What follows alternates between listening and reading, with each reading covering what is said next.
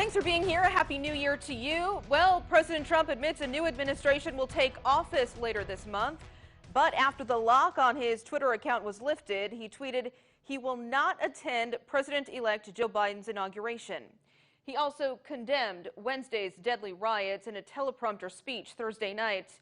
But right now, a wave of resignations both inside his White House and on Capitol Hill. I talked with Washington correspondent Anna Wiernicki about a change of tone for some senators and what it means moving forward.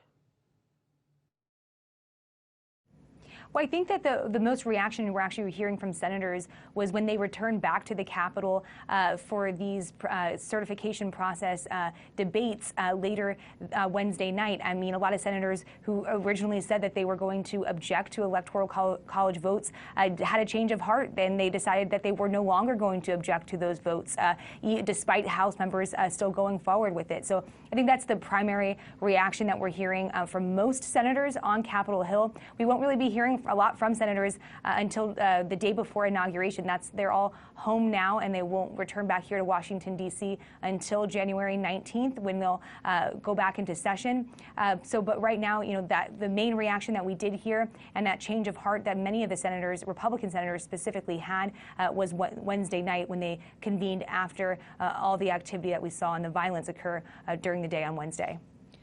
And that timeline you mentioned is important to note because, as House Speaker Nancy Pelosi said today, if she doesn't hear from Vice President Mike Pence on the 25th Amendment, she could go ahead with impeachment proceedings. So how would that match up? We've got less than 2 weeks.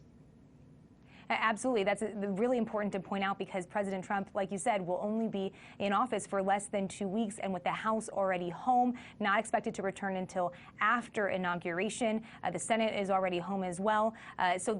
With just timing alone, even if there is enough support to invoke the 25th Amendment, it just doesn't seem that will very likely happen before January 20th.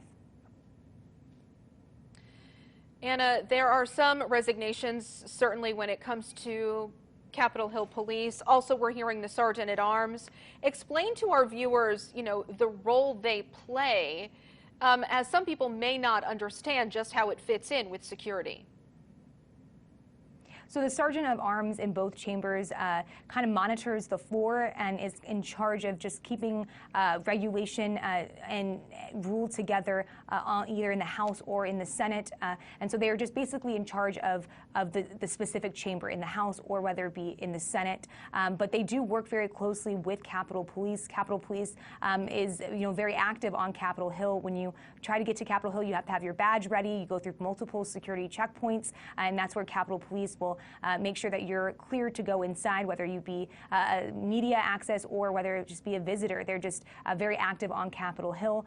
So the resignation that we heard today from the House Sergeant of Arms as well as the Capitol Police Chief, it's just really critical because it just shows that this reassessment that we're going to be seeing moving forward from the security on Capitol Hill, just to make sure that everybody is secure and safe when lawmakers return back here on January 19th.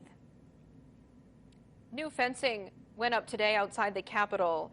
Is there a feeling there that the Capitol may soon mirror the White House when it comes to increased security, or, how the White House changed security post 9/11? I think that's part of the conversation right now about reassessing the security checkpoints that are currently in place at the Capitol. There obviously hasn't really been any issues for years, and yesterday's events just quickly escalated, and I think everyone was pretty shocked by that, and it was really a wake-up call to increase security, and whether that be a fencing or whether it just manpower specifically alone on Capitol Hill, I think we're going to see a big difference in the coming weeks.